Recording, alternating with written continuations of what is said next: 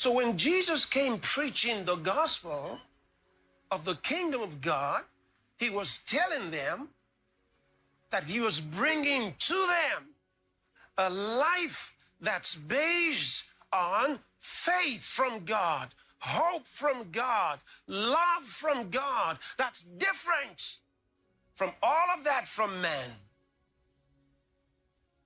That's amazing.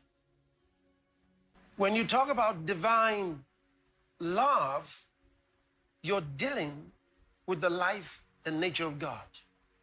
Because the Bible says God is love.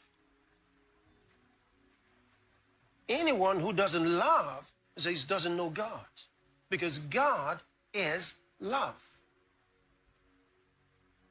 His whole person, his whole work, everything about him is love. God has judgment, but God is not judgment.